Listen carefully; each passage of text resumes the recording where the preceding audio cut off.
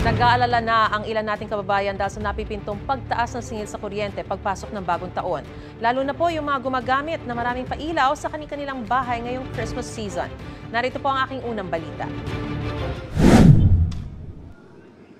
Isa na marahil sa kalsadang pinakabuhay na buhay lalo na kapag kapaskuhan ang Policarpio Street sa Mandaluyong City dahil sa dami ng pailaw na pumapalamuti sa mga daan at bumabalot sa mga tahanan. Isang bahay na ito na halos di na nga maaninag ang mga pader sa dami ng nakabalot na ilaw. At ngayong taon, nagdagdag pa sila ng mga pailaw sa mga puno at tore. Ang mga residente rito, inihahanda na raw ang bulsa matapos mag-anunsyo ang Energy Regulatory Commission o ERC na magtataas ng singil sa kuryente sa January 2025. Masakit man sa bulsa, sabi ng residenteng si Nanay Mila, titiisin nila makapaghatid lang ng saya ngayong Pasko. Minsan lang sa isang taon, pag Pasko lang. Pag Pasko talaga, mas masaya.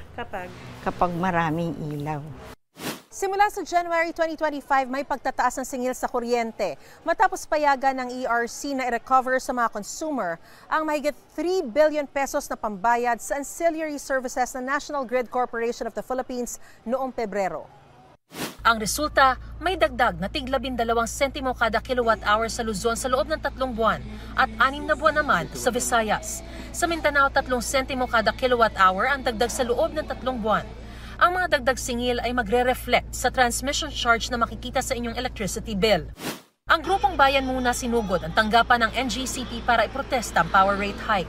Itigil ang pangongoryente sa mamamayan dahil ang gusto natin, makita natin kung paano talaga kinocompute ng National Grid Corporation of the Philippines yung computation na sinasabi nila. Pero para raw hindi lumamlam ang pagdiriwang ng Pasko, si Norma Lim na isa sa mga OG na nagpapailaw ng buong tahanan sa Policarpio Street, may naisip na raw na paraan. Pinaghandaan ko na yan, kaya mga Christmas light namin, hindi 12 volts lahat yan.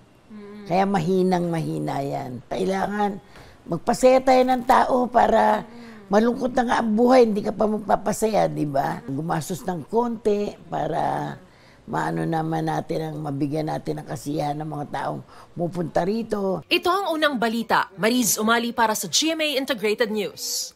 Gusto mo bang mauna sa mga balita? Mag-subscribe na sa GMA Integrated News sa YouTube at tumutok sa unang balita.